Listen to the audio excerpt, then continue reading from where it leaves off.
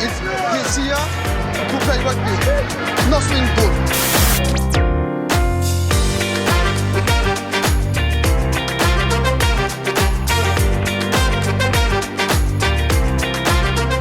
Hello, bonjour à tous et bienvenue dans ce nouvel épisode du Hourra Rugby, l'épisode d'avant week-end de Top 14.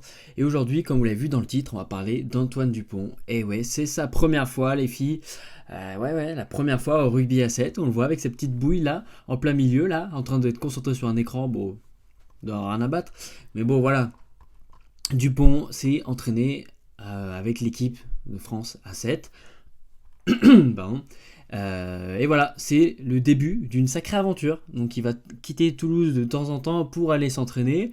De ce qu'on sait, c'est que pour l'instant c'est que d'entraînement, mais il y aura des compétitions notamment à Vancouver le 23-25 février. Vancouver pour les nuls, c'est au Canada. Hein.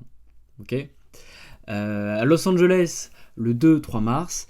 Et après donc ça finira donc normalement vers le 31 mai, 2 juin à Madrid. 31 mai et 2 juin qui est quand même une période où censé avoir les finales de Champions Cup. Est-ce qu'il va pouvoir jouer sur tous les tableaux ? Compliqué. En tout cas, Toulouse est très sympa de faire ça, sachant que Toulouse fournit aussi d'autres joueurs, comme Dimitri Delibes, qui revenait de blessure et qui était vachement intéressant en Champions Cup, surtout chez les Harlequins, et Nelson Epé, donc le virevoltant arrière, là, un peu à la mode Chapchet, là, du Loup, avec qui ils s'entraînent, donc, et qui ont un peu accompagné Dupont. Bon, à voir ce que ça donne, hein. Peut-être que c'est lui qui portait malheur à la France pour la Coupe du Monde, donc pourquoi il porterait chance à la France pour les JO, sachant que les JO, il y a les Fidjiens quoi. Ouais, ça va être costaud. Sinon, comme j'avais dit, week-end top 14, 12e journée top 14, Pau va recevoir La Rochelle, Pau qui est sur 6 ou 7 victoires je crois, à domicile. Bon courage pour les Rochelais qui ont battu Toulouse la semaine dernière, mais bon, l'équipe CD de Toulouse, il n'y avait rien en face, il n'y a même pas de charnière remplaçante. L'USAP reçoit Oyonnax, l'USAP qui a gagné à Castres, qui peut remonter en classement et mettre vraiment Montpellier dans le doute. Montpellier qui recevra dimanche soir Toulon qui est en pleine bourre quand même.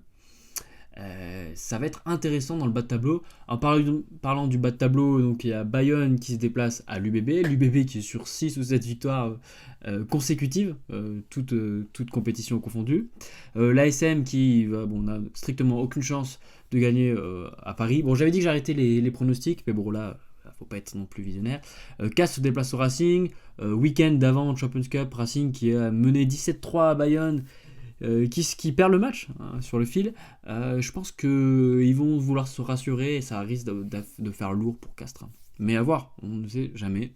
Le Loup se déplace à Toulouse qui a besoin de points et qui prépare aussi la Champions Cup pour la semaine prochaine. Donc le Loup, ça va être très compliqué. Le Loup qui est la pire équipe en déplacement, je crois qu'ils n'ont pris qu'un seul point et un point de bonus défensif à l'extérieur.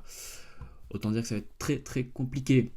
Sinon, autre actualité, Jonathan Danty, on en avait parlé, je pense, qui avait mis un vilain coup de pied, donc il y avait Jeremy Ward qui lui tenait la jambe, il lui a mis un coup de pied, très mauvais réflexe pour le coup, et il a pris, donc suite au carton rouge, il a pris que 2 semaines. Allez savoir pourquoi, 2 semaines pour vraiment un jet d'énervement qui n'a pas lieu sur un terrain de rugby normalement, surtout quand c'est télévisé. Bon voilà. On ne dira pas plus. Romain Tofuna, lui qui avait découpé la tête d'un Lyonnais, a pris 3 semaines. Ça va être un peu un coup dur, surtout pour le Loup. Donc, le Loup qui avait besoin de densité, parce que je ne sais plus qui ils vont jouer, mais ils risquent de jouer les Saracens, ce genre de club Connacht Saracens en Champions Cup. Ça risque d'être compliqué. Enfin voilà, sinon d'autres infos un peu encore plus tristes, c'est Falatea qui s'est blessé au genou, donc sûrement une entorse, ce genre de choses, ou les ligaments, et en fait il va être forfait pour le reste de la saison. Finalement c'est pas si mal qu'Antonio ait renoncé à sa retraite internationale, parce que il était censé être numéro 2 ou 3, Aldeguerri était passé devant à la Coupe du Monde, mais on a besoin de monde à droite, sachant qu'on a vu aussi que Jean-Baptiste Gros, lui à gauche, s'est blessé, il y a pas mal d'internationaux qui vont être absents. Sinon, notre info, Tom Ecochard prolonge à l'USAP. Le mec est en train de faire je sais pas qui est resté, une Aurélien Rougerie, on peut dire ça. Un mec qui va rester 100% au club. Enfin, on le souhaite en tout cas. Aussi, donc il y avait des rumeurs comme quoi Courtney Lawes était annoncé du côté de Toulon qui avait signé aussi un flanqueur de Ludlow de Northampton. Les mecs ils ont qu'à prendre toute la troisième ligne, ce sera plus rapide. Mais finalement, il paraît que c'est démenti. Bon, on connaît le RCT, hein. Le RCT, ils vont pas balancer toute leur recrue, c'est sûr. Donc, à voir. Hier soir, c'était Pro D2. Il y avait un affrontement, donc Grenoble qui avait subi donc des retraits de points et donc il est un peu dans le fond du classement Pro D2 qui avait besoin de se rassurer, et c'est ce qu'ils ont fait en mettant une sacrée branlée à Provence. Et regardez cet essai qui est plutôt vraiment sympa.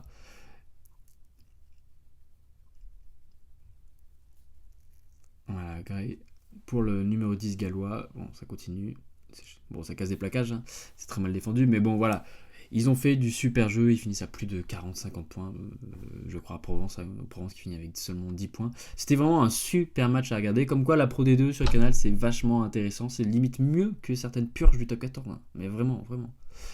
Voilà, sinon on passe aux dernières infos, truc intéressant, donc on nous parle un peu de la ligue en fait, chargée donc du Super Rugby Pacifique, sont en train d'étudier plusieurs choses, et des choses vraiment marrantes, parce que nous, en France, on a des déplacements genre Castres-Toulouse, il y a quoi, même pas 1 heure, ou je sais pas moi, Bayonne, Bordeaux, Montpellier, Perpignan, mais c'est quoi, au pire ça fait 2h30, 3 heures de déplacement. Super Rugby, ils sont vraiment dans une autre sphère, hein. Les mecs ont décidé de peut-être intégrer une équipe des États-Unis.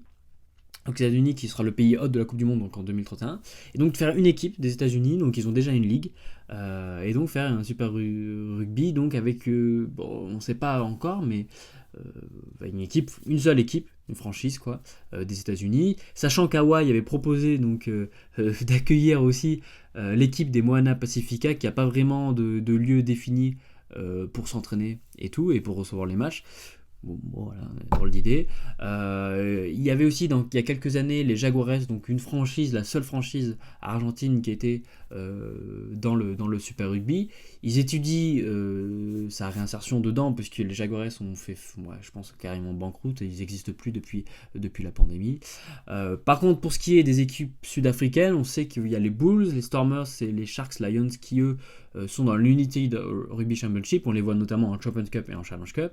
Mais par contre, il y a d'autres équipes, comme les Cheetahs ou les Hurling Pumas, par exemple, qui, eux, ne sont plus dans une compétition comme celle-ci. Ils jouent que la compétition un peu genre l'équivalent Coupe de France, mais Coupe d'Afrique du Sud. Et du coup, ça pourrait être vachement intéressant pour eux. Et en croire de ce qu'on sait, c'est que, ce qu'on a entendu dire sur la presse, c'est qu'il y aurait une de ces équipes sud-africaines qui pourrait donc faire une franchise, pourrait être basée en Australie, donc à Perth, qui est vraiment à l'ouest de l'Australie. C'est d'ailleurs là où est le chanteur de Tame Impala, si vous connaissez. Enfin bref. Sinon, le Japon, non, les Sunwolves qui avaient peut-être voulu le faire, ne rentreront pas dans les projets donc du Super Rugby, mais ça ferait quoi? Les États-Unis, les Moana Pacifica avec basé à Hawaï, donc ça fait quand même vachement loin. Donc les équipes de Nouvelle-Zélande, l'Australie et d'autres équipes d'Afrique du Sud basées en Australie. Ouais, vous imaginez le schéma. Enfin bref, donc c'est que des pistes pour l'instant. On verra bientôt ce que ça va donner. Au niveau des transferts, donc Alfred Parisien, donc le centre qui a vraiment pas été mauvais, notamment à Champions Cup, ne sera pas conservé du côté de Lyon, sachant que Oyonnax a signé Théo Millet, donc il va être le remplacer. Donc peut-être que Parisien ira à Oyonnax. Perpignan est aussi intéressé. Oviedo a refusé d'autres clubs de top 14, a préféré donc le flanqueur, l'Argentin a préféré rester à Perpignan. Clermont signe un nouveau pilier gauche, donc Akaladze, pilier gauche de 24 ans avec pas mal d'expérience en Pro D2 du côté de Béziers. Très gros porteur de balle et très dynamique, plutôt intéressant. Mata, donc le numéro 8 fidjien, vraiment intéressant, hein, très très mobile, un super joueur à avoir joué, qui était du côté d'Édimbourg depuis 2016, signé du côté de Bristol. Bristol qui cherche peut-être un remplaçant à Loatua ou ce genre de choses. Ouais, à voir. Coles a prolongé Northampton, donc Alex Coles, hein. Et Saracens, Mako Vunipola est censé... Mako Vunipola est suspendu, mais son frangin Bini Vulupa va peut-être prolonger du côté Saracens, ou va aller chercher des pépettes du côté du Japon. Bon voilà, c'est à peu près tout. J'avais déjà parlé d'Umaga. Oui, Baba qui avait refusé Toulon. C'est à peu près tout. Donc dites-moi dans les commentaires vos pronostics. Ah, j'en fais plus parce qu'à chaque fois je me foire. Donc dites-moi en commentaire vos pronostics. Qu'on fasse un peu de quelques paris. N'oubliez pas de liker cette vidéo si vous a plu. Et on se voit la semaine prochaine pour débriefer cette journée top 14. Allez, profitez bien. Ciao.